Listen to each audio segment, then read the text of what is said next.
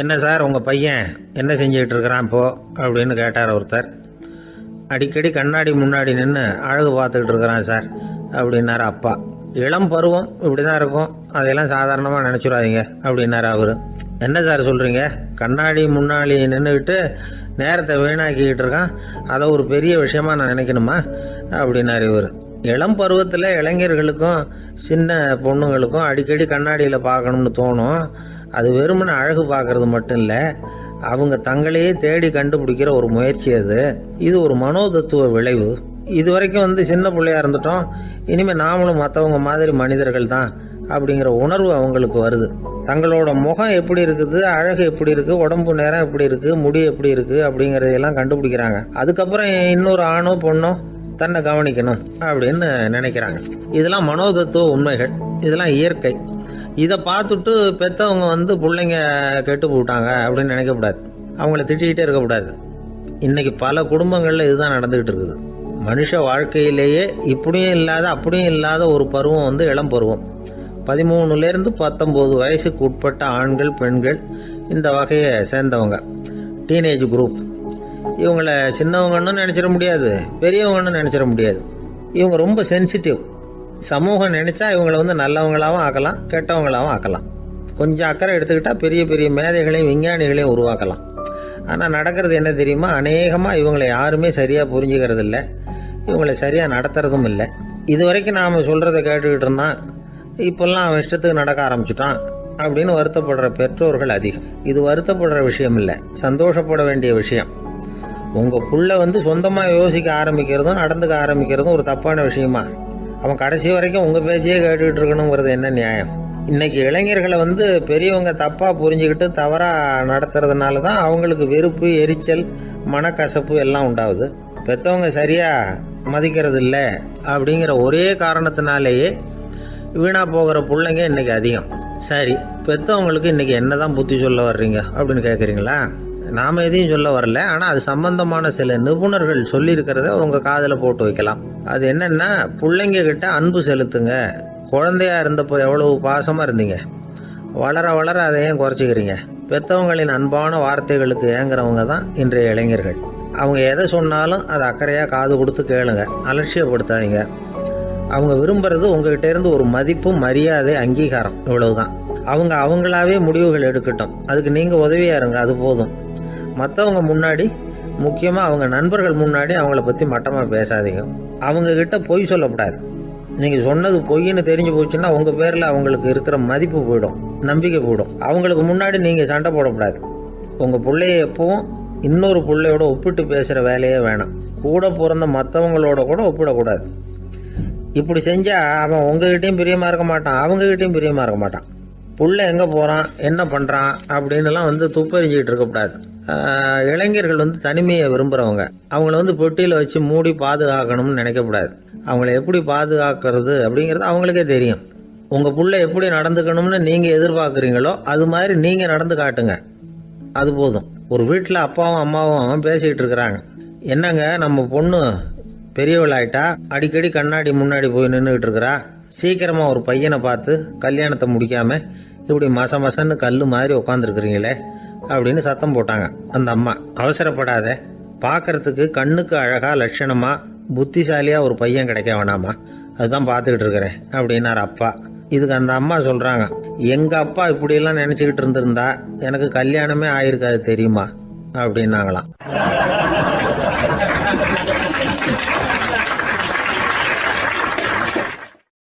ஒருத்தர் ரொம்பவும் மகிழ்ச்சியாக வந்துக்கிட்டு இருந்தார்.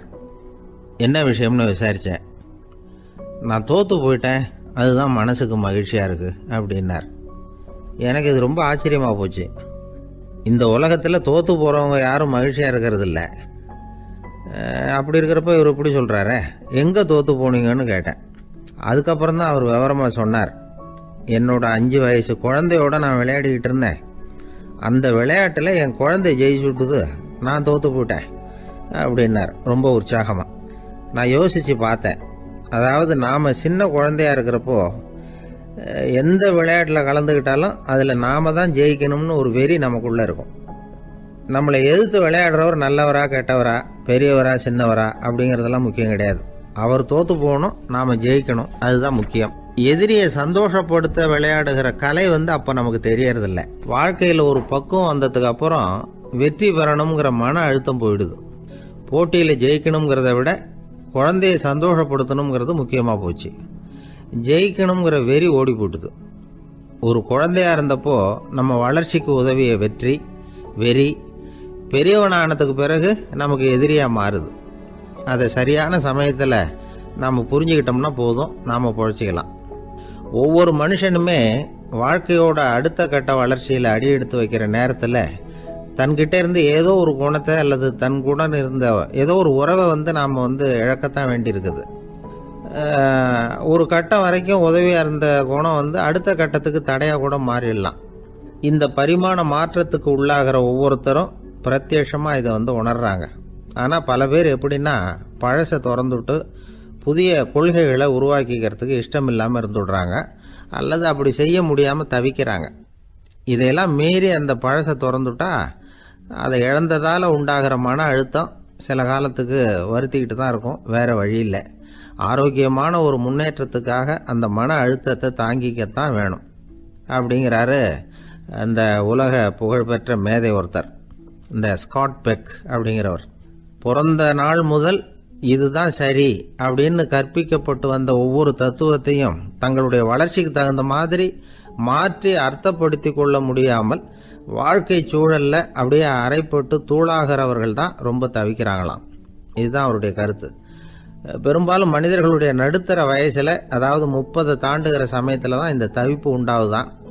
இதை தான் மேற்கத்திய நாடுகளில் அடிக்கடி மிட் லைஃப் கிரைசிஸ் அப்படின்னு சொல்கிறாங்க. அப்பப்போ பழசையெல்லாம் தொலைச்சி விட்டு புதுசாக பிறக்கிறதுக்கு கற்றுக்கணும்.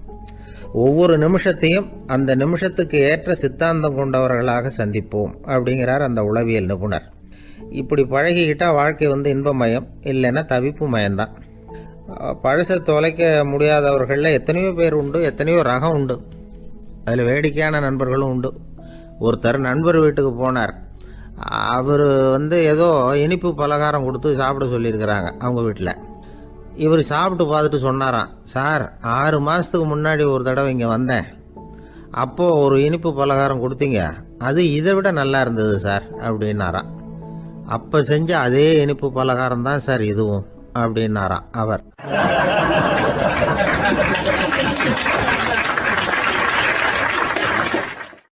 ஒரு வயசான அம்மா தெரு வழியாக போயிட்டு இருந்தாங்க. அவங்க கையில் என்னத்தையோ வச்சுக்கிட்டு அதை அடிக்கடி பார்த்துக்கிட்டே இருந்தாங்க. ஒருத்தன் மெதுவாக அவங்கக்கிட்ட போய் கையில் இருக்கிறது என்ன அப்படின்னு எட்டி பார்த்தா அவங்க கையில் 4 பல் இருந்துதான். இவன் ஆச்சரியமாக அந்த அம்மாவை பார்த்தான். ஏம்மா, உனக்கு என்ன பைத்தியமா, ஏது இந்த பல், இதை என்னத்துக்காக கையில் வச்சுக்கிட்டு அலைஞ்சிக்கிட்டு இருக்கிற அப்படின்னு கேட்டிருக்கான். அதுக்கு அந்த அம்மா விவரம் சொல்ல ஆரம்பித்தாங்களாம். இதை பாருப்பா, எனக்கு ஒரு மகன் இருந்தான், அவனை ரொம்ப செல்லமாக வளர்த்தேன். அவனை தரையிலே நடக்க விடுறதில்ல, எப்பவும் தூக்கி வச்சுக்கிட்டு இருப்பேன். அவன் நல்லா பெரியவனாகி பள்ளிக்கூடம் போகிறப்ப கூட அவன் புஸ்தக மூட்டையை நான் தான் சுமந்துக்கிட்டு போவேன். பார்க்குறவங்க கூட கேலி பண்ணுவாங்க, ஏம்மா படிக்க போகிறது நீயா உன் பிள்ளையான்னு கேட்பாங்க. அவன் இன்னைக்கு எவ்வளவோ பெரிய மனுஷன் ஆகிட்டான், வெளிநாட்டில் பெரிய உத்தியோகத்தில் இருக்கான். சமீபத்தில் இங்கே வந்துட்டு போனான். ஒரு நாள் ஏதோ கோபத்தில் என்ன அரைஞ்சுட்டான். அப்போ இந்த 4 பல்லும் கீழே விழுந்துட்டுது. இன்னமும் கூட விழுந்திருக்கும், ஆனால் பல்லு தான் இல்லை. என் புள்ள அரைஞ்சதுனால விழுந்த பல்லு இல்லையா அது, அதனால் இதை எப்பவும் என் கையிலேயே வச்சுக்கிட்டு ஆசையோடு பார்த்துக்கிட்டு இருக்கிறேன். அவன் தான் வெளிநாட்டுக்கு போட்டான், அவனை பார்க்க முடியாத ஏக்கத்தை நான் இந்த பல்லை பார்த்து போக்கிக்கிறேன் அப்படின்னு நாங்களாம் அந்த அம்மா. இந்த கதை எதுக்காகன்னா, தாய் அன்பு அப்படிங்கிறது எப்படிப்பட்டதுங்கிறத புரிஞ்சுக்கிறதுக்காக. கல்யாணம் ஆனதுக்கு அப்புறம் தாயை மறந்து விடுறவங்க எத்தனை பேர் இந்த உலகத்தில், அவங்க காதில் வேணுங்கிறதுக்காக தான் இந்த தகவல். ஆனால் ஒரு விஷயம் மட்டும் நல்லா புரிஞ்சுக்கணும், தாயை மதிக்க தெரிஞ்சவங்க தான் இன்றைக்கி வாழ்க்கையில் எல்லா விதத்துலேயும் முன்னுக்கு வந்திருக்கிறாங்க. வேணும்னா விசாரித்து பார்த்துக்குங்க. இன்னொரு அம்மா இருந்தாங்க. அவங்க தினமும் ஒரு கோயிலுக்கு வருவாங்க. சாமியை பார்த்து, கடவுளே நான் இறந்து போனால் நரகத்துக்கு போகணும் அப்படின்னு வேண்டிக்குவாங்களாம். எல்லாரும் சொர்க்கத்துக்கு போகணும்னு தானே கடவுள்கிட்ட வேண்டிக்குவாங்க. இந்த அம்மா தினம் நான் நரகத்துக்கு போகணும் அப்படின்னு வேண்டிக்கிறாங்க. அங்கேருந்து அர்ச்சகருக்கு இது சந்தேகம். ஒரு நாள் அதை நேரடியாகவே அவங்கக்கிட்ட கேட்டுவிட்டார். அதுக்கு அந்த அம்மா பதில் சொன்னாங்களாம், ஐயா, எனக்கு கல்யாணம் ஆகி ரொம்ப நாள் வரைக்கும் குழந்தை பாக்கியம் இல்லாமல் இருந்தது. கோயில் குளம் எல்லாம் சுற்றி வந்தேன். ரொம்ப நாள் கழித்து ஒரு குழந்தை பிறந்தது, ஆண் குழந்தை. அவனை நான் ரொம்ப செல்லம் கொடுத்து வளர்த்தேன். அதோட விளைவு என்ன ஆச்சுன்னா அவன் ரொம்ப மோசமாக ஆயிட்டான். கெட்ட பழக்க வழக்கம்லாம் கற்றுக்கிட்டான். அவன் இறந்து போனால் நிச்சயம் அவனுக்கு நரகம்தான் கிடைக்கும். அந்த அளவுக்கு கெட்டவன் அவன். அப்படிப்பட்ட காரியங்கள்லாம் பண்ணிகிட்ருக்கான், எனக்கு தெரியும். இவனுக்காக நரகத்தில் கூட யாரும் தயவு காட்ட மாட்டாங்க, தாட்சண்யம் காட்ட மாட்டாங்க. அதனால் இவனுக்கு முந்தி நான் இறந்து நரகத்துக்கு போயிட்டா அங்கே இவனை கவனிச்சிக்கலாமே, இவனுக்கு பணிவிடை செய்யலாமேன்னு பார்க்குறேன் அப்படின்னு நாங்களாம். அதனால தான் நான் நரகத்துக்கு போகணும்னு தினம் ஆண்டவனை வேண்டிகிட்டு இருக்கிறேன் அப்படின்னு கண்கலங்கி அந்த அம்மா சொன்னாங்களாம். அதுதான் தாய் உள்ளம்ங்கிறது. தாயின் பெருமையை வந்து சரியாக உணர்ந்துட்டா அவங்களுக்கு எப்பவும் எந்த கஷ்டமும் வராது. இது ஏதோ உபதேசத்துக்காக சொல்கிற வார்த்தை இல்லை, உண்மையான வார்த்தை. இந்த விவரத்தையெல்லாம் நண்பர் ஒருத்தர்கிட்ட சொல்லிக்கிட்டு இருந்தேன். அவர் கொஞ்ச நாள் கழித்து என்னை தேடி வந்தார். அவர் கையிலேயே 4 பல்லு வச்சுருந்தார். என்னங்க ஆச்சு, ஏதுங்க அந்த பல்லு அப்படின்னு விசாரித்தோம். உங்கள் உபதேசத்தை கேட்டுவிட்டு இந்த உலகத்தில் எல்லாரையும் தாயாக நினைக்க ஆரம்பிச்சிட்டேன். ஒரு அம்மாவை கடத்தரில் பார்த்து தாயேன்னு கூப்பிட்டேன். அவங்க உடனே பலார்னு என்னை அரைஞ்சிட்டாங்க, பல்லு விழுந்துட்டுது. அதை தான் பொறுக்கி எடுத்துக்கிட்டு நேராக உங்களை தேடி வந்துக்கிட்டு இருக்கிறேன்னார். தாயேன்னு தானே கூப்பிட்டீங்க, அதுக்கே அரைஞ்சாங்க அப்படின்னு கேட்டோம்.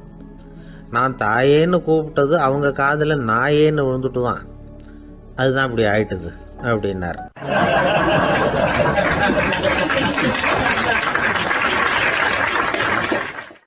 ஐயா, என்னுடைய நூல் வெளியீட்டு விழாவுக்கு அவசியம் நீங்கள் வரணும் அப்படின்னு கூப்பிட்டார் ஒருத்தர். எப்போ வரணும்னு கேட்டேன். அடுத்த வாரம்னார். சரி, புத்தகம் தயாராகிட்டுதா அப்படின்னேன்.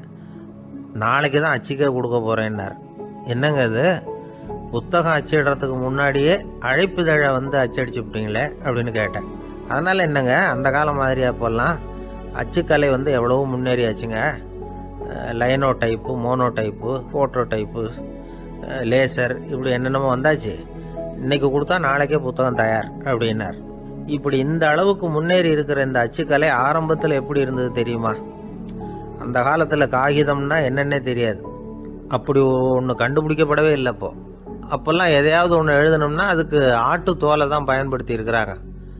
கண்ணுக்குட்டி தோல் கூட அதுக்கு உபயோகப்பட்டு தான். ஐரோப்பாவில் இருந்த பாதிரியார்கள் தோலில் எழுதப்பட்ட புத்தகத்தை தயாரிக்கிறதுல ரொம்ப கெட்டிக்காரங்களாம். எகிப்து, அப்புறம் மத்திய தரைக்கடல் ஓரத்தில் உள்ள நாடுகள், இங்கெல்லாம் தோல் தான் எழுது பொருளாக பயன்பட்டு வந்திருக்குது. ஆனால் நம்ம நாட்டில் ஓலைச்சுவடிகளை எழுத்துக்கு பயன்படுத்தி இருக்கிறாங்க. எழுதுறதுக்கு தோலை பயன்படுத்தினவங்க பிறகு பேப்பரைஸ் அப்படிங்கிற கோரை புல்லை வந்து அதுக்கு பயன்படுத்தினாங்களாம். இதெல்லாம் அப்படி கொஞ்சம் கொஞ்சமாக கண்டுபிடிச்சிட்டு வந்திருக்கிறாங்க. அந்த புல்லை வந்து கச்சிதமாக நறுக்க வேண்டியது, நல்லா பதப்படுத்த வேண்டியது, அதுக்கப்புறம் அதில் எழுத வேண்டியது, அவ்வளவுதான். பேப்பருங்கிற சொல்லே இந்த பேப்பைரஸ் அப்படிங்கிறதுலேருந்து வந்தது தான். அதுக்கப்புறம் தான் காகிதம் வந்தது. இதை முதல்ல சீன நாட்டில் தான் கண்டுபிடிச்சாங்க. அது வந்த பிறகு அச்சு எந்திரம் கண்டுபிடிக்க வேண்டிய அவசியம் ஏற்பட்டது. அதை கண்டுபிடிச்சவர் ஜெர்மானிய அறிவியல் அறிஞர் ஜான் கூட்டன்பர்க். அச்சு கலைக்கு அடித்தளம் அமைச்சவர் அவர் தான். ஜெர்மனியில் மெயின்ஸ் அப்படிங்கிற ஊரில் 1399 பிறந்தார். அவரோட மாமன் ஒருத்தர் உலோக வேலையில் வல்லவர். அவர்கிட்ட அந்த வேலையை கற்றுக்கிட்டார். அதோட வைர கற்களை வந்து பட்டை தீட்டுறதுலேயும் ரொம்ப தேர்ச்சி பெற்றிருந்தார். இளம் வயசுலேயே சும்மா இருக்க மாட்டாராம். எதை செஞ்சாலும் அதை திறமையாக செய்வாராம். அவர் தான் முதல்ல மர அச்சு எழுத்துக்களை உருவாக்கினார். அது மேலே மை தடவி பிரதிகள் எடுத்தார். அதுக்கப்புறம் உலோக எழுத்துக்கள், முதல்ல காரியம், அப்புறம் இரும்பு, அப்புறம் கலப்பு உலோகம், பிறகு அச்சடிக்கிறதுக்கு எந்திரம் ஒன்றையும் உருவாக்கினார். முதல்ல பைபிள் அச்சடித்தார். 1468 அவர் இறந்து போனார். 16ஆம் நூற்றாண்டில் மேலை நாடுகளிலிருந்து மர எழுத்துக்களை கொண்டுகிட்டு வந்து தமிழ்நாட்டில் கிறிஸ்துவ நூல்களை அச்சிட்டாங்க. அப்போல்லாம் வந்து அச்சகங்கள் வந்து போதிய அளவுக்கு இங்கே இல்லை. அதுக்கு என்ன காரணம்னா, இந்தியர்கள் வந்து அச்சகங்களை நடத்தக்கூடாது அப்படின்னு சட்டம். 1835 வரைக்கும் அந்த சட்டம் வந்து நடைமுறையில் இருந்தது. இந்த நிலைமையில் அங்கேயும் இங்கேயுமா 1-2 அச்சகங்கள் ஆரம்பமாச்சு. 1713 தரங்கம்பாடியில் லூத்தரன் மிஷன் அச்சகம், அதே ஆண்டில் சென்னையில் SPCK அச்சகம். இது ரெண்டும் தான் இந்தியாவில் முதல்ல தொடங்கப்பட்ட அச்சகங்கள். ஆட்டுத்தோல்லையும் ஓலைச்சுவடியிலையும் எழுதப்பட்ட எழுத்துக்கள் இன்னைக்கு எங்கேயோ போயிட்டுது. ஆனால் நம்ம ஊரில் எழுத்தாளர்கள் நிலைமை தான் ஒன்றும் சொல்லிக்கிறது மாதிரி இல்லை. நம்ம ஆள் ஒருத்தர் சொன்னார், சார், நான் சொந்தத்தில் ஒரு அச்சாபீஸ் வச்சுருந்தேன். இப்போவும் வச்சுருக்கிறேன். அதனால் என்னுடைய படைப்புகளை புத்தகமாக வெளியிடுறதுல எனக்கு ஒன்றும் கஷ்டம் இல்லை. வருஷத்துக்கு ஒரு புத்தகம் எழுதி வெளியிட்டுருவேன். 15 வருஷமாக இலக்கிய உலகத்துக்கு இப்படி சேவை செஞ்சுக்கிட்டு வர்றேன். ஆனால் இந்த வருஷம்தான் வாசகர்கள் எனக்கு பாராட்டு விழா நடத்தியிருக்கிறாங்க அப்படின்னார். இந்த வருஷம் அப்படி என்ன விசேஷம் அப்படின்னு கேட்டோம். இந்த வருஷம்தான் நான் எந்த புத்தகம் எழுதி வெளியிடாமல் இருந்தேன், அதுக்காகத்தான் எனக்கு இந்த பாராட்டு விழா அப்படின்னார்.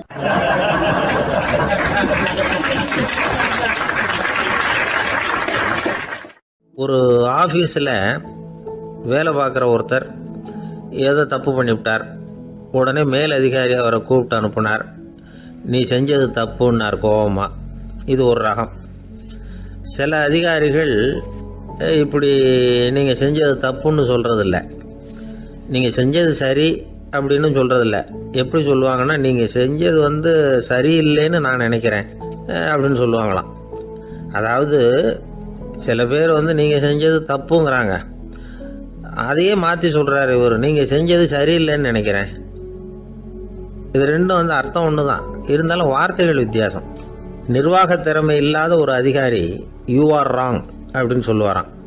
நிர்வாக திறமை உள்ள அதிகாரியாக இருந்தால் அதையே கொஞ்சம் மாற்றி I think you are not correct அப்படிம்பாராம். இதுதான் வித்தியாசம். இருந்தாலும் வார்த்தைகளை உபயோகப்படுத்துகிற விதத்தை வச்சு தான் வேலை நல்லா நடக்கிறதும் நடக்காததும் இருக்குது. விவரம் தெரிஞ்சவங்க என்ன சொல்கிறாங்க தெரியுமா? Be a leader not a boss அப்படிங்கிறாங்க. ஒரு லீடராக பாஸாக இருக்காதே அப்படிங்கிறாங்க. சரி, அப்படின்னா லீடருக்கும் பாஸுக்கும் வித்தியாசம் உண்டா அப்படின்னு கேட்டால் இருக்குன்னு சொல்கிறாங்க. லீடருங்கிறவர் வேறு, பாஸுங்கிறவர் வேறு. ஒரு லீடர் எப்படி நடந்துக்குவார், ஒரு பாஸ் எப்படி நடந்துக்குவார், இதை முதல்ல நாம் தெரிஞ்சுக்கணும். அவங்க எப்படி நடந்துக்குவாங்க அப்படிங்கிறதுக்கு சில விவரங்கள் இருக்குது. அதை கேட்டோம்னா நாம் புரிஞ்சுக்கலாம் அதை. அதாவது பாஸுங்கிறவர் விரட்டிக்கிட்டே இருப்பார், லீடருங்கிறவர் ஊக்கப்படுத்திக்கிட்டே இருப்பார். நாளைக்கு சாயந்தரத்துக்குள்ளே அந்த வேலையை செஞ்சு முடிக்கலைன்னா தொலைச்சி விடுவோம் தொலைச்சி அப்படிம்பார் அவர். இவர் எப்படி சொல்லுவார்னா, இது வரைக்கும் நீங்கள் செஞ்சுருக்கிற வேலை ரொம்ப அற்புதம் அப்படிம்பார். பாஸுங்கிறவர் அதிகாரத்தை நம்பி செயல்படுறவர், லீடருங்கிறவர் நல்லெண்ணத்தை நம்பி செயல்படுறவர். நம்மக்கிட்ட அதிகாரம் இருக்குது, பவர் இருக்குது, அதனால் காரியத்தை சாதிச்சுடலாம் அப்படின்னு நினைக்கிறவர் அவர். மற்றவங்க கிட்ட ஒரு நல்ல அபிப்பிராயத்தை சம்பாதிச்சுக்கிட்டு அது மூலமாக காரியங்களை சாதிக்கிறவர் இவர். பாஸுங்கிறவர் பயத்தை உண்டு பண்ணுவார், லீடருங்கிறவர் அன்பை பரவ செய்வார். அதை செய்யலைன்னா ஆடிட்டில் தகராறாயிடும், இது செய்யலைன்னா இன்க்ரிமெண்ட்டு கட் ஆகிடும், இப்படி ஏதாவது சொல்லி பயமுறுத்திக்கிட்டே இருப்பார் அவர். இவர் அப்படி இல்லை. உடம்பு இப்படி இருக்குது, வீட்டில் எல்லோரும் சௌக்கியமாக இருக்கிறாங்களா, ஆஃபீஸில் எல்லாம் வசதியாக இருக்குதா, நான் ஏதாவது உதவி செய்யணுமா அப்படின்னு அன்புக்கு முக்கியத்துவம் கொடுப்பார். பாஸுங்கிறவர் எதுக்கெடுத்தாலும் நான் சொல்லிகிட்டு இருப்பார், லீடருங்கிறவர் நாமன்னு சொல்லிகிட்டு இருப்பார். பாஸுங்கிறவர் தப்புக்கு காரணம் யாருன்னு பார்ப்பார், லீடருங்கிறவர் தப்பு என்னன்னு பார்ப்பார். இதுதான் ரெண்டு பேருக்கு வித்தியாசம். The boss shows who is wrong, the leader shows what is wrong அப்படின்னு சொல்லுவாங்க. இந்த காரியம் எப்படி செய்யப்பட்டிருக்கு அப்படின்னு தெரிஞ்சுக்கிறவர் பாஸ். இந்த காரியத்தை எப்படி செய்யணும்னு செஞ்சு காட்டுறவர் லீடர். பாஸுங்கிறவர் பணியாளர்களை திட்டுவார், லீடர் மரியாதைக்குரியவராக நடத்துவார், அதுக்குரியவராக அவர் நடந்துக்குவார். செய்கிற வேலையை ஒரு சுமையாக நினைக்க வைக்கிறவர் பாஸ், செய்கிற வேலையை ஒரு சந்தோஷமாக ஆக்கிறவர் லீடர். ஒரு முதலாளியாக இருக்கிறவர் அல்லது ஒரு நிர்வாகியாக இருக்கிறவர் இது மாதிரியான நுணுக்கங்களை எல்லாம் தெரிஞ்சு வச்சுக்கிறது நல்லது. ஒரு பாஸ் இருக்கார், அவர் ஒரு நாள் ரொம்ப பெருமையாக தன்னோட ஆஃபீஸை பற்றி பேசிக்கிட்டு இருந்தார். எனக்கு கீழே 200 பேர் வேலை செய்கிறாங்க சார், நான் ஒரு கோடு கிழிச்சா அவங்க அதை தாண்டாத அளவுக்கு நான் நடந்துக்கிறேன் சார் அப்படின்னார் அவர். அது எப்படி முடியுது உங்களால் அப்படின்னு கேட்டோம். நான் கோடே கிழிக்கிறதில்ல சார் அப்படின்னார்.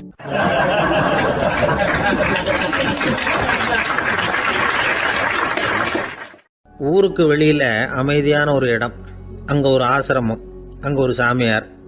அவர் தினமும் நல்ல போதனைகள்லாம் செய்வார். பல பேர் போய் அங்கேயே சில நாள் தங்கி இருந்து அவர் சொல்கிற அறிவுரைகளை எல்லாம் கேட்டுக்கிட்டு வர்றது வழக்கம். ஒரு தடவை அவரை பார்த்துட்டு போகிறதுக்காக 3 வெளியூர் தம்பதிகள் வந்தாங்களாம். அந்த மடத்திலேயே சாப்பிட்டுக்கிட்டு தங்கி இருந்து அவங்களுடைய போதனைகளை கேட்டுக்கிட்டு போகணுங்கிறது அவங்க நோக்கம். காலையில் குளிச்சுட்டு பூஜையில் உட்காந்தார் அந்த சுவாமி.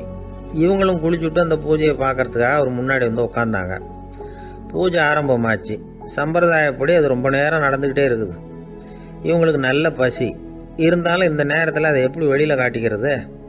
பேசாமல் இருந்தாங்க. அந்த சுவாமி பூஜையை முடித்தார். அதுக்கப்புறம் பேச ஆரம்பித்தார்.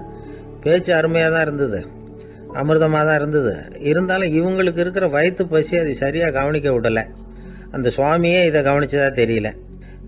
இவங்களுக்கு மனசுக்குள்ள ஒரு எண்ணம், உள்ளே சாப்பாடு தயாராகிட்டு இருக்கும் போல இருக்கு. இந்த பேச்சு முடிஞ்சது நம்மளை உள்ளே அழைச்சிட்டு போய் சாப்பாடு போடுவாங்கன்னு நினைக்கிறோம் அப்படின்னு இவங்களாம் நினச்சிக்கிட்டாங்க. ஆனால் சுவாமி இதை பற்றி எதுவுமே பேசலை, கண்டுக்கலை. ஒரு அம்மாவால் அதுக்கு மேலே சும்மா இருக்க முடியுமா? முடியல. சாப்பாட்டை கவனிக்கலாமா அப்படின்னு சொல்லி மெதுவாக ஆரம்பித்தாங்க. ஓ கவனிக்கலாமே அப்படின்னு உள்ளே அழைச்சிட்டு போனார் சுவாமி. இவங்க ரொம்ப அவசரமாக எழுந்திரிச்சு உள்ளே ஓடினாங்க. அங்கே ஒரு மேஜை மேலே ஒரு கிண்ணம் மூடி இருந்தது. ஓ இதுதான் சாப்பாட்டு மேஜை போல இருக்கு, இங்கே சாப்பாடு வந்துடும் அப்படின்னு நினச்சாங்க. உடனே போய் சுற்றி உட்காந்துக்கிட்டாங்க. சுவாமி அந்த கிண்ணத்தை எடுத்து அந்த அம்மா கிட்ட கொடுத்தார். அவங்க அதை வாங்கி மூடியை திறந்து பார்க்குறாங்க. உள்ளே ஒரு சாவி இருக்குது. ஓ சரிதான், இது சமையலறை சாவி போல இருக்கு. அங்கே போய் அதை திறந்து சாப்பாட்டை நாமே எடுத்துக்கிட்டு வந்து இங்கே வச்சுக்கிட்டு சாப்பிடணும் போல இருக்கு அப்படின்னு நினச்சாங்க. சாவி இருக்கு இல்லையா, வாங்க பூட்டு நிறையா காட்டுறேன் அப்படின்னு சுவாமி அவங்கள அழைச்சிட்டு போனார், காட்டினார். இவங்க அந்த அறையை ரொம்ப அவளோடு திறந்தாங்க. உள்ளே பார்த்தா அங்கே அரிசி, பருப்பு, விதவிதமான காய்கறி எல்லாம் இருக்குது. சமையலுக்கு வேண்டிய மிளகாய், எண்ணெய், பால், தயிர், நெய் இப்படி எல்லாமே இருக்குது. அடுப்பு, விறகு, நெருப்பு போட்டி அது கூட அங்கே இருக்குது. சாப்பாடு தயாராக இருக்கும்னு நினச்சிக்கிட்டு போனால் இப்படி இருக்குதே அப்படின்னு சொல்லி அதை பார்த்ததும் ரொம்ப சோர்ந்து போட்டாங்க அவங்க. சுவாமி என்ன இது சாப்பாடு இல்லையா அப்படின்னாங்க. அதுதான் சாப்பாட்டுக்கு வேண்டிய எல்லாம் இங்கே இருக்குதே. அடுப்பு மூட்டி நீங்கள் தான் அவங்கவுங்க ருசிக்கு தகுந்த மாதிரி சமைச்சிக்கணும். இந்த சன்னியாசிக்கு எப்படி சமைக்க தெரியும் அப்படின்னு கேட்டார் சுவாமி. சாப்பாடு தயாராக இருக்கும்னு நாங்கள் எதிர்பார்த்தோம் அப்படின்னாங்க. நீங்கள் இப்படி சொல்லுவீங்கன்னு நானும் எதிர்பார்த்தேன். இது வரைக்கும் நான் எவ்வளவோ தத்துவம்லாம் எடுத்து சொன்னேன். எல்லாத்தையும் விட இதுதான் அனுபவபூர்வமான தத்துவம். ஆண்டவன் நமக்கு நல்ல மனசை கொடுத்துருக்குறான், நல்ல வாய்ப்புகளையும் தந்திருக்கிறான். அதையெல்லாம் பயன்படுத்திக்கக்கூடிய மூளையையும் சிந்தனையையும் கொடுத்துருக்குறான். அதனால் அடுப்பை தான் நீங்கள் மூட்டணும். அடுப்பு நீங்கள் தான் மூட்டணும். உங்களுக்கு உகந்ததை நீங்கள் தான் சமைச்சு ருசித்து அனுபவிக்கணும். ஆண்டவனே அதை செஞ்சுக்கிட்டு இருக்க மாட்டான் அப்படின்னாராம் அந்த சுவாமி. நம்முடைய வாழ்க்கையில் பல நல்ல பலன்களை பெறுறதுக்கு நாம் தான் முயற்சி பண்ணணும். அதுக்குரிய சூழ்நிலையை தான் ஆண்டவன் கொடுப்பானே தவிர அதை விளக்கிறதுக்காக தான் அந்த சுவாமி அப்படி செஞ்சு காட்டியிருக்கிறார். இது ஒரு பெரியவர் இப்படி ஒரு விளக்கம் கொடுத்தார். அதுக்கப்புறம் அந்த 3 தம்பதிகளும் தெளிவடைஞ்சுட்டாங்களாம். நாம் தெளிவடைகிறது எப்போங்கிறது தான் தெரியல அப்படின்னு பல பேர் இதை கேட்டுட்டு சொல்லிகிட்டு இருக்கிறாங்க. இந்த கதையை நம்முடைய நண்பர் ஒருத்தர்கிட்ட சொன்னேன். அந்த நண்பர் ரொம்ப சந்தோஷப்பட்டார். நீங்கள் சொல்கிறது கரெக்டு சார், ஆனால் நான் அதை விட ஒரு படி மேலே சார். எனக்கெல்லாம் அரிசி, பருப்பு இருக்கிற ரூம் எதுன்னு கையை காட்டிட்டா போதும். உடனே கிண்ணத்துலேருந்து சாவியை எடுத்து கொடுக்கணுங்கிற அவசியம்லாம் இல்லை எனக்கு. அப்புறம் எப்படி ரூமை திறந்துருவீங்க அப்படின்னு கேட்டேன். பூட்டை உடைச்சி திறந்துருவேன், அதுதான் எனக்கு பழக்கம் அப்படிங்கிறார்.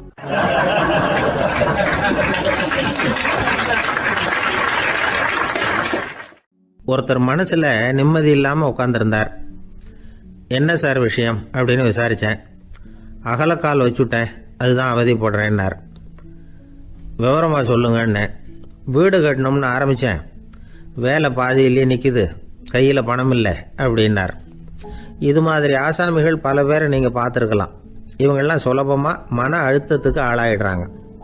மன உளைச்சல், அதாவது ஸ்ட்ரெஸ் அப்படின்னு சொல்கிறோமே, அதுக்கு அடிப்படையான சில காரணங்கள் உண்டு. அதாவது மிகையாக திட்டமிடுதல் அப்படிங்கிறதும் ஒரு முக்கியமான காரணம். நடைமுறை சாத்தியம் என்னங்கிறத மனசில் வச்சுக்கிட்டு எந்த திட்டத்தையும் தீட்டணும், அப்போ தான் அது சரியாக வரும். 2வது காரணம் என்ன தெரியுமா? ஒரே நேரத்தில் பல்வேறு செயல்களில் ஈடுபடுறது. தொலைபேசியில் பேசிக்கிட்டே கையில் இருக்கிற கடிதத்தை படிச்சுக்கிட்டே எதிரில் உட்காந்துக்கிட்டு இருக்கிறவருக்கும் அப்பப்போ பதில் சொல்லிக்கிட்டு மனசில் பல்வேறு சிந்தனைகளை அப்படியே ஓட விட்டுக்கிட்டு இருக்கிறது, இதுவும் மன அழுத்தத்தை உண்டாக்குது. 3வது காரணம், எதிலேயும் வெற்றி மட்டும் எதிர்பார்க்குற ஒருதலைப்பட்சமான ஆர்வம். நாம் தொட்டதெல்லாம் வெற்றியாகவே முடியணும் அப்படின்னு எதிர்பார்க்குறவங்க ஏதாவது ஒன்றில் தோல்வியை கண்டால் தோண்டு போயிடுறாங்க. எப்படியும் முடியலாம்ங்கிற எண்ணம் ஏற்கனவே நமக்குள்ளே இருந்துட்டுதுன்னா அந்த அவஸ்தை வராது. அதனால் அதுவும் நம்ம வளர்த்து கொள்ள வேண்டிய ஒரு குணம். மன உளைச்சல் ஏற்படுறதுக்கு இன்னொரு காரணம், எதையும் வேகமாக செஞ்சுடணும் அப்படிங்கிற துடிப்பு. அந்த துடிப்பே மனசை அழுத்த ஆரம்பிச்சிடும். எந்த ஒரு காரியத்திலையும் தாமதமோ இடையூறோ ஏற்பட்டால் அதை பொறுத்துக்கிற மனப்போக்கம் வேணும். அது இல்லாதவங்க அழுத்தத்துக்கு ஆளாயிடுறாங்க. சில பேர் வேலைன்னு எந்த நேரம் பார்த்தாலும் வேலையே கதின்னு கிடப்பாங்க. பொழுதுபோக்குக்கோ உடற்பயிற்சிக்கோ குடும்பத்தில் உள்ளவங்க அல்லது நண்பர்கள் கூட கலந்துரையாடவோ கொஞ்சம் கூட நேரம் ஒதுக்க மாட்டாங்க. இந்த சுபாவம் மன அழுத்தத்தை உண்டு பண்ணும். இதையெல்லாம் புரிஞ்சுக்கிட்டு அதிலிருந்து விடுபடுறது எப்படின்னு யோசிக்கணும். வல்லுநர்கள் இது தொடர்பாக சில யோசனைகளை சொல்லி வச்சிருக்கிறாங்க. அது என்னன்னா, வாழ்க்கைங்கிறது பிரச்சனைகளால் பின்னப்பட்ட ஒன்று. அது எப்போவுமே முடிவடையாத ஒரு தொடர்கதை அப்படிங்கிறத முதல்ல நாம் புரிஞ்சுக்கணும். ஒரே நேரத்தில் ஒரு காரியத்தில் மட்டுமே நாம் கவனம் செலுத்தணும். அடுத்தவங்க காரியத்தில் தலையிடக்கூடாது. எதையும் பேச ஆரம்பிக்கிறதுக்கு முன்னாடி நம்மை நாமே கேட்டுக்க வேண்டிய கேள்வி 2. 1, நான் சொல்ல போகிறது ரொம்ப முக்கியமானதா? 2வது, நான் சொல்கிறத அவங்க கேட்குறதுக்கு ஆசைப்படுறாங்களா? நான் பேசுகிறதுக்கு அது சரியான நேரம் தானா? இதை யோசித்து பார்த்ததுக்கப்புறம் எதையும் பேச ஆரம்பிக்கணும். முடிஞ்ச அளவுக்கு வளைந்து போகிற சுபாவத்தை வளர்த்துக்கணும். நம்ம நேரம் விலை மதிப்பு இல்லாதது. அதை வீணாக்கக்கூடாது. சிரிக்க தெரியலனாலும் பரவாயில்ல, முகத்தில் கொஞ்சம் புன்முறுவலாவது காட்டணும். இதெல்லாம் ரொம்ப முக்கியம். அடுத்தவங்க ஏதாவது செஞ்சால் உடனே நன்றி சொல்ல மறக்கக்கூடாது. தினமும் கொஞ்சம் நேரத்தை தனிமையில் செலவு பண்ணணும். மன உளைச்சலிருந்து விடுபடுறதுக்கு 3 முக்கிய வழிகள் சொல்கிறாங்க. அதை சுருக்கமாக ரெட் அப்படின்னு சொல்கிறாங்க. RED ஆங்கில எழுத்தில். அந்த முதல் எழுத்து R, அது என்னென்னா ரிலாக்ஸேஷன், அதாவது இடை ஓய்வு. 2வது E எக்ஸர்சைஸ், உடற்பயிற்சி. 3வது டயட், திட்டமிட்ட உணவு முறை. அதனால் தியானம், மூச்சு பயிற்சி இதெல்லாம் இந்த இடை ஓய்வுக்கு வழிகள். எந்த வேலையையும் தொடர்ந்து செய்யக்கூடாது. எல்லார்கிட்டையும் கலகலப்பாக பழகணும். மாதத்துக்கு ஒரு நாளாவது குடும்பத்தோடு வெளியில் போயிட்டு வரணும். சுலபமான உடற்பயிற்சிகளை செய்யலாம். உடற்பயிற்சிங்கிறது நமக்காக நாம் செய்கிற ஒரு நீண்டகால முதலீடு அப்படின்னு சொல்லுவாங்க. அதாவது லாங் டேர்ம் இன்வெஸ்ட்மெண்ட்டாக. அளவோடு சாப்பிட்ணும், மெதுவாக சாப்பிட்ணும். இதெல்லாம் கொஞ்சம் மனசில் வச்சுக்கிட்டு நடந்துக்கிட்டால் மகிழ்ச்சியாக வாழலாம். சில பேர் சாப்பாட்டு விஷயத்தில் ரொம்ப அக்கறை எடுத்துக்கிறது உண்டு. ஒரு குண்டு ஆசாமி சாப்பிட உக்காந்தார். முதல்ல ஒரு மாத்திரை சாப்பிட்டார். எதுக்குன்னு கேட்டோம். பசி எடுக்கிறதுக்குன்னார். சாப்பிட்டு முடித்தார். பிறகு மறுபடியும் ஒரு மாத்திரை சாப்பிட்டார். இது எதுக்குன்னு கேட்டோம். சாப்பிட்டது ஜீரணமாகறதுக்கு அப்படின்னார்.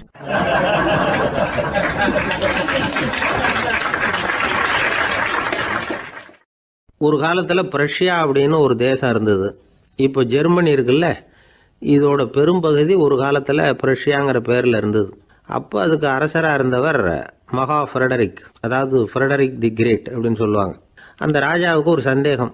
நாம் பல வகையான வரிகளை விதித்து வசூல் பண்ணுறோம். அப்படி பண்ணி வருமானம் குறைஞ்சிக்கிட்டே போகுதே, இதுக்கு என்ன காரணமாக இருக்கும்? இதுதான் அவருக்கு ஏற்பட்ட சந்தேகம். ஒரு சமயம் அந்த அரசர் தம்முடைய அமைச்சர்களையும் பிரபுக்களையும் தளபதிகளையும் கூப்பிட்டு ஒரு விருந்து வச்சார். விருந்து முடிஞ்சதும் அவங்கள பார்த்து இந்த சந்தேகத்தை கேட்டார்.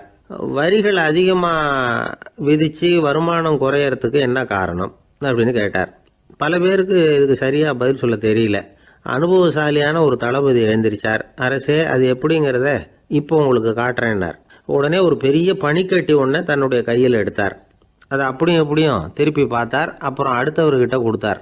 அவர் அதை அப்படியும் இப்படியும் திருப்பி பார்த்துட்டு அடுத்தபடியாக இருந்தவர்கிட்ட கொடுத்தார். இப்படியே இதை ஒவ்வொருத்தராக பார்த்துட்டு ஒவ்வொரு கையாக மாறி கடைசியில் மன்னர் கைக்கு போய் சேர்ந்தது. மன்னர் கைக்கு அந்த பனிக்கட்டி போய் சேர்ந்தப்போ அது கொஞ்சம் கொஞ்சமாக உருகி ஒரு பட்டாணி கடலை சைஸுக்கு ஆயிட்டுது. மன்னர் யோசனை பண்ணார். வரி அதிகமாக போட்டாலும் வந்து சேர்றது குறைவாக இருக்கிறதுக்கு என்ன காரணம் அப்படிங்கிறது அவருக்கு புரிஞ்சு போச்சு. காலம்தான் மாறிட்டு இருக்கே தவிர இந்த கையூட்டு வாங்குற பழக்கம் மாறினதாக தெரியல. இன்னொரு ராஜா இருந்தார். அவர் தன்னுடைய ராஜாங்கத்தில் லஞ்ச ஊழலே சுத்தமாக இருக்கக்கூடாது அப்படின்னு நினச்சார். அவர்கிட்ட பல்வேறு துறைகளுக்கும் பொறுப்பாக இருந்த பல பேரும் ரொம்ப சுத்தமாகவும் நேர்மையாகவும் இருந்தாங்க. ஒரே ஒருத்தர் மட்டும் எல்லார்கிட்டையும் லஞ்சம் வாங்கிட்டே இருந்தார். அவரை வேறு வேறு துறைகளுக்கு மாற்றி பார்த்தாரு. அந்த ராஜா என்னென்னமோ பண்ணி பார்க்குறாரு. எந்த வேலையை கொடுத்தாலும் அதுலேயும் லஞ்சம் வாங்கிறதுக்கு ஒரு வழியை உண்டு பண்ணிக்குவார் அந்த ஆள். ராஜாவுக்கு இது ஒரு பெரிய தலைவலியாக போட்டுது. இவர் என்ன பண்ணுறது? இவருக்கு என்ன வேலையை கொடுக்கறது? கொஞ்சம் கூட லஞ்சம் வாங்கிறதுக்கு சான்ஸே இல்லாத ஒரு வேலையை கொடுக்கணும் அப்படின்னு திட்டம் போட்டார். ஒரு நாள் அவருக்கு அந்த உத்தரவும் போட்டுட்டார். அதாவது அவருக்கு என்ன வேலைன்னா, கடற்கரையில் தான் அவருக்கு ஆஃபீஸ். அங்கேயே இருந்துக்க வேண்டியது. தினமும் எத்தனை கடல் அலை கரையில் வந்து மோதுது அப்படிங்கிறத கணக்கெடுத்து ராஜாவுக்கு தெரிவிக்க வேண்டியது. இதுதான் அவருக்கு வேலை. பேசாமல் அலையை எண்ணிட்டு உட்காந்துருக்கிட்டோம், அப்போவாவது அவர் லஞ்சம் வாங்குகிற சந்தர்ப்பம் இல்லாமல் போயிடும் அவருக்கு அப்படின்னு நினச்சார் ராஜா. இந்த ஆள் கடற்கரைக்கு போய் டியூட்டியில் ஜாயின் பண்ணிட்டார். ஒரே மாதத்தில் அங்கே சொந்தமாக ஒரு பிரம்மாண்டமான மாளிகை கட்டி விட்டார். ராஜாவுக்கு இது பெரிய ஆச்சரியமாக போச்சு. அலையை என்ற வேலையில் அந்த ஆள் எப்படி பணம் சம்பாதிச்சார் அப்படின்னு விசாரித்து பார்த்தார் அக்கம் பக்கத்தில். அந்த ஆள் என்ன பண்ணியிருக்கிறாருன்னா, கடற்கரையில் போய் பொறுப்பை ஏற்றுக்கிட்ட உடனே அங்கே இருந்த மீனவர்கள்கிட்ட எல்லாம் இந்த கரையில் வந்து ஒரு நாளில் வந்து மோதுற அலைகள் எத்தனை அப்படின்னு கேட்டிருக்காரு. அது எப்படிங்க தெரியும்னு இருக்காங்க அவங்க. தினமும் அந்த எண்ணிக்கை தெரியணும். நம்ம ராஜாவுக்கு தினமும் அறிக்கை அனுப்பணும், டெய்லி ரிப்போர்ட்டு. தவறுனா நீங்கள் இந்த கடலில் போய் மீன் பிடிக்கிறதுக்கு ராஜாவோட அனுமதி கிடைக்காது அப்படின்ட்டுருக்காரு. உடனே மீனவர்களும் பயந்து போட்டாங்க. கடலுக்கு போகிறதுக்கு அனுமதி இல்லைன்னா பட்டினி கிடக்கிறது மாதிரி ஆகிடுமே. மெதுவாக அந்த ஆளுகிட்ட போனாங்க, காதோட காதாக சொன்னாங்க, ஐயா, எங்களால் வந்து கடல் அலையை வந்து எண்ண முடியாது. தினமும் எங்களால் முடிஞ்சதை உங்களுக்கு பணமாக கொடுத்துட்றோம். நீங்கள் தான் ராஜா கிட்ட சிபாரிசு பண்ணி நாங்கள் தொடர்ந்து மீன் பிடிக்கிறதுக்கு அனுமதி வாங்கி கொடுக்கணும் அப்படின்னு வேண்டிக்கிட்டாங்க. பணம் தினமும் வந்து சேர ஆரம்பிச்சுட்டுது. பதவியில் மற்ற பதவியோட இந்த பதவி எவ்வளவோ மேல் அப்படின்னு நினச்சிட்டான் அந்த ஆள். அது மட்டும் இல்லை, தயவு பண்ணி என்னை இந்த இடத்த விட்டு மாற்றி விடாதீங்க சார் அப்படின்னு வேற கேட்க ஆரம்பிச்சிட்டானா.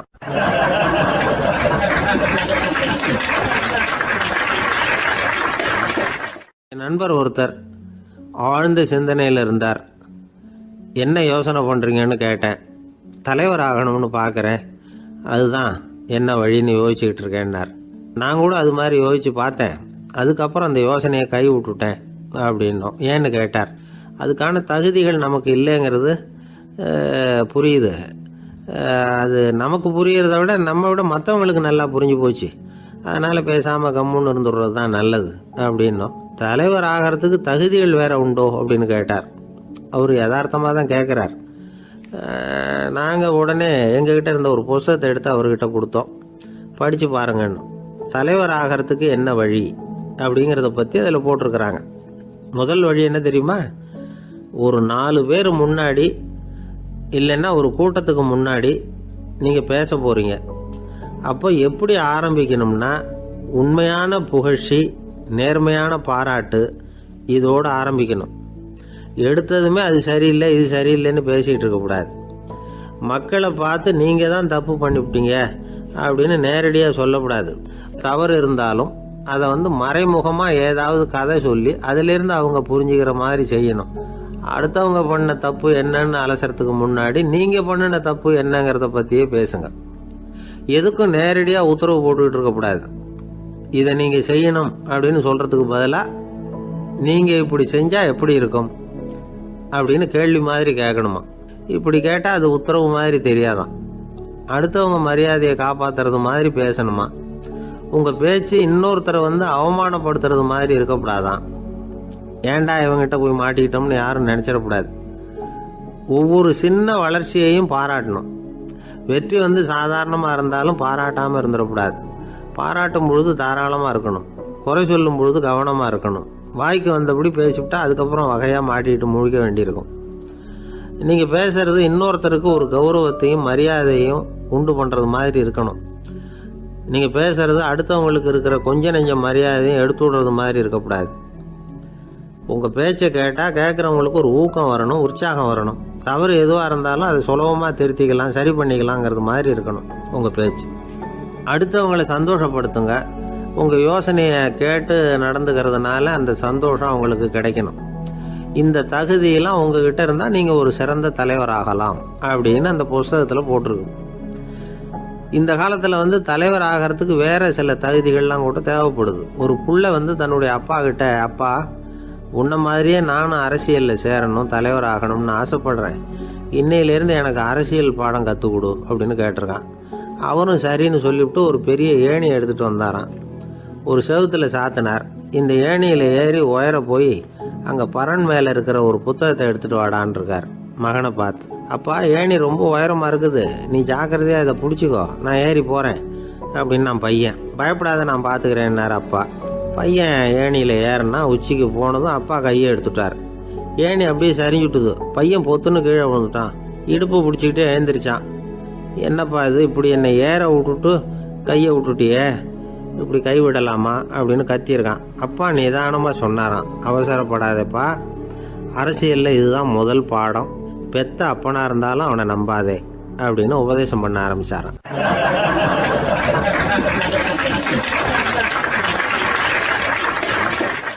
கிபி 1078 வருஷம் மார்ச் மாதம் 19ஆம் தேதி திங்கட்கிழமை அதிகாலை நேரம் ஒரு குழந்தை பிறந்தது. எங்க தெரியுமா? காஸ்பியன் கடலுக்கு தெற்கே பாரசீக மொழி வழங்கிய தபரிஸ்தான் மாநிலத்துல ஜீலான்கிற புனித நகர், அதோட புறநகர் பகுதியில உள்ள நீப்புங்கிற ஊர்ல தான் அந்த குழந்தை பிறந்தது. அந்த இடம் இப்போ ரஷ்யாவில் இருக்கு. அந்த குழந்தை யாருன்னு நினைக்கிறீங்க?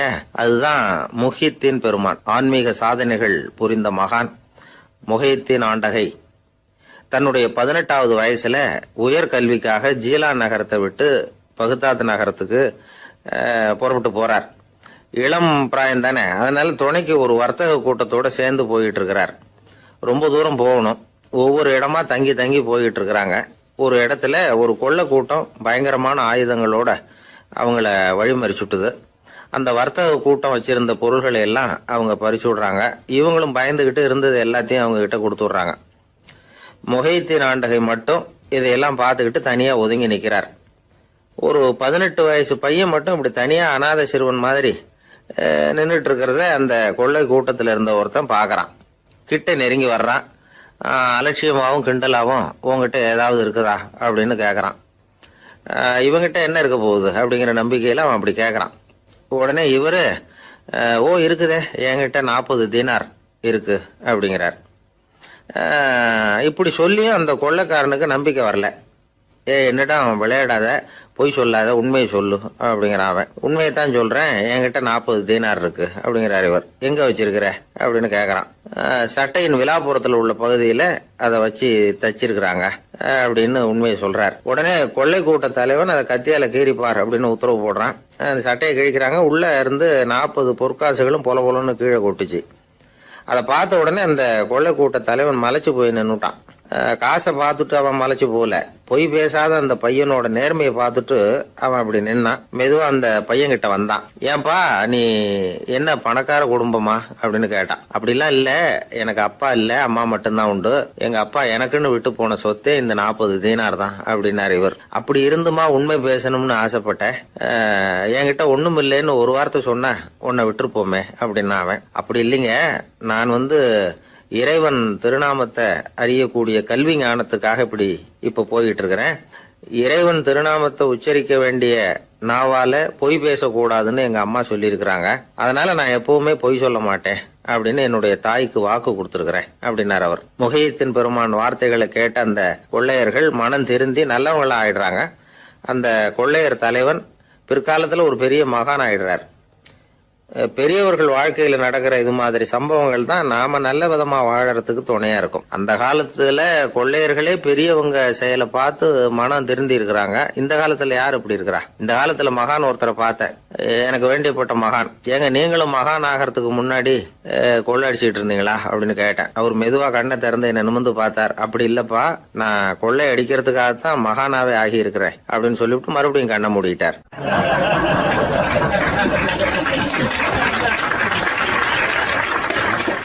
என்னுடைய நீண்டகால நண்பர் ஒருத்தர் வருஷம் தவறாமல் திருநள்ளாறு அப்படிங்கிற திருத்தலத்துக்கு போயிட்டு வர்றது வழக்கம். அங்க என்ன சார் விசேஷம்னு கேட்கறது உண்டு. என்ன இப்படி கேட்குறீங்க? சனி பகவான் நலன் விருப்பப்படி அங்கதானே எழுந்தருளி இருக்கிறார். அவரை போய் பார்த்து ஒரு கும்பிடு ஓட்டுட்டு வந்தா நம்ம பிடிச்சிருக்கிற சனியெல்லாம் விலகும் அப்படிம்பார். சத்தம் போட்டு சொல்லாதீங்க சார், வீட்டில் வேற யார் காதிலையாவது இது விழுந்துற போது அப்படின்னு சொல்றது உண்டு வர்றவங்க. இப்போ நான் சொல்றதுல உள்ள நியாயத்தை புரிஞ்சுக்கிட்டு அவரும் கொஞ்சம் எச்சரிக்கை உணர்வோட நமக்கு நன்றி சொல்லுவார்னு வச்சுங்களேன். அதாவது பார்வை மூலமாவே. அந்த நண்பருக்கு ஆன்மீக விஷயங்கள்ல அதிக ஈடுபாடு உண்டு. அப்பப்போ சில புராண கதைகளை எல்லாம் சொல்றது உண்டு. ரொம்ப சுவாரஸ்யமா இருக்கும். எப்பவுமே புராண விஷயங்களை எல்லாம் அறிவியல்ங்கிற தராசில வச்சு எடை போட்டுட்டு இருக்கக்கூடாது. அப்படி பார்த்தா அதெல்லாம் நம்ப முடியாத வெறும் கற்பனைகளா தோணும், மூட நம்பிக்கைகளாகவும் தெரியும். புராணங்களை புராணங்களாவே புரிஞ்சுக்கிறவங்களுக்கு அதெல்லாம் அர்த்தமுள்ள செய்திகளை உள்ளடக்கி இருக்கிறதாக தெரியும். அந்த வகையில் தான் இந்த நண்பரும் நிறைய செய்திகளை சொல்கிறது உண்டு. சனியை போல கொடுக்குறவனும் இல்லை, சனியை போல கெடுக்கிறவனும் இல்லை அப்படின்னு சோதிடர்கள் சொல்லுவாங்க. நாம் ஏதாவது ஒரு வம்புல மாட்டிக்கிட்டா பிடிச்சது சனி அப்படிங்கிறோம். ராவணன் எப்பேற்பட்ட வீரன், அவனே சனி பார்வைப்பட்டது தானே சங்கடப்பட ஆரம்பித்தான் அப்படின்னார் நண்பர். அது எப்படிங்கன்னு கேட்டேன். அவர் சொல்ல ஆரம்பித்தார், இந்த ராவணன் இருக்கானே நவ கிரகங்களையும் பிடிச்சி கொண்டுட்டு வந்து தன்னுடைய சிம்மாசனத்தில் அப்படியே படிகளாக போட்டு வச்சுட்டானான், ஒவ்வொரு படியாக. பாவம் அந்த 9 தேவதைகளும் ஒவ்வொரு படியாக குப்புற கிடக்குறாங்க. நவக்கிரகம் நம்மளை ஆட்டி படைக்குதுன்னு நாம் சொல்லிட்டு இருக்கிறோம். ஆனால் அந்த நவக்கிரகங்களை ராவணன் எப்படி வச்சுருந்தான் பாருங்க. எல்லாரையும் சிம்மாசனத்துக்கு பக்கத்தில் படிப்படியாக போட்டு வச்சிருக்கிறான். காலை அது மேலே வச்சு தான் ஏறி போகணும். வேற வழி இல்லாமல் எல்லாரும் குப்புற விழுந்து கிடக்குறாங்க. ராவணன் வந்து ஒவ்வொரு தடவையும் இவங்க முதுகில் அடி வச்சு ஏறி தான் அந்த சிம்மாசனத்துக்கு போகிறது வழக்கம். இப்படி நடந்துக்கிட்டு இருக்கிறது நாரதர் கண்ணில் பட்டுட்டு தான். அவர் சும்மா இருப்பாரா? யோசனை பண்ணார் என்ன செய்யலாம் அப்படின்னு. ஒரு முடிவு பண்ணிட்டு நேராக ராவணன் கிட்ட போனாராம். ராவணா, நீ வந்து நவக்கிரகங்களை பிடிச்சி கொண்டாந்து உன்னுடைய சிம்மாசனத்துக்கு படிகளாக போட்டு வச்சிருக்கிற, அது உன்னுடைய வீரத்தை காட்டுது. இருந்தாலும் ஒரு விஷயத்த நீ யோசிச்சு பார்க்கணும். ஒவ்வொரு தடவை நீ சிம்மாசனத்துக்கு போகும்பொழுதும் நவக்கிரகங்களின் முதுகலை அடி வச்சு நீ ஏறி போற, அது உனக்கு பெருமை கிடையாது. அவங்களுடைய மார்புல அடி வச்சு ஏறி போகணும், அதுதான் உனக்கு பெருமை அப்படின்னாரா. இவர் சொல்றதும் சரிதானே அப்படின்னு யோசிச்சிருக்கான் ராவணன். உடனே குப்புற கிடந்த நவக்கிரகங்களை திருப்பி மல்லாக்க போட்டான். அவங்க மார்புல அடி வச்சு மேலே ஏறி சிம்மாசனத்துக்கு போனானா. அப்படி போயிட்டு இருக்கும் பொழுது சனி பகவானின் பார்வை அவன் மேலே பட்டுதான். அவ்வளவுதான். என்னாச்சு தெரியுமா? சூர்பனகை தேடி வந்தா. சீதையோட அழகை பற்றி தன்னுடைய அண்ணங்கிட்ட சொல்ல ஆரம்பிச்சுட்டா. விவகாரம் ஆரம்பமாயிட்டது. அதுதான் சனியினுடைய வேலை அப்படின்னு சொல்லி இந்த கதையை சொல்லி முடிச்சார் என்னுடைய நண்பர். ஆக சனியின் பார்வை வந்து நம்ம பேல படாமல் பார்த்துக்கிறது தான் நல்லதுங்கிறீங்க அப்படின்னு. ஆமாம் சார், இப்போ கூட நான் வந்து உங்கள் வீட்டுக்கு வந்திருக்கிறதே ஒருத்தருடைய பார்வை என் மேலே படக்கூடாதுங்கிறதுக்காகத்தான் அப்படின்னார். யாருங்க அதுன்னு என்னுடைய மாமனார் சார். அவசரத்துக்கு அவர்கிட்ட கொஞ்சம் கடன் வாங்கிவிட்டேன். நம்ம மாப்பிள்ளை தானேன்னு சொல்லி அவர் விட்டு கொடுக்கறதுக்கு தயாராக இல்லை. இன்னைக்கு இப்போ அவர் எங்கள் வீட்டுக்கு வரக்கூடிய நேரம், அதுதான் அவர் பார்வையிலேருந்து படாமல் தப்பிக்கலாங்கிறதுக்காக இங்கே வந்துட்டேன் அப்படின்னார். பார்வை படணும்னு இருந்தால் பட்டு தான் தீரும் போல இருக்கு அப்படின்னா. என்ன சார் சொல்கிறீங்கன்னார் ஒன்றும் புரியாமல். நீங்கள் இங்கே தான் வருவீங்கன்னு அவருக்கு ஏற்கனவே தெரியும் போல இருக்கு. அதனால் உங்களுக்கு முன்னாடியே உங்கள் மாமனார் இங்கே வந்துட்டார். அதுவும் அந்த பீரோவுக்கு பக்கத்தில் தான் பின்னாடி மறைஞ்சு நின்றுட்டு இருக்கிறார் அப்படின்னு.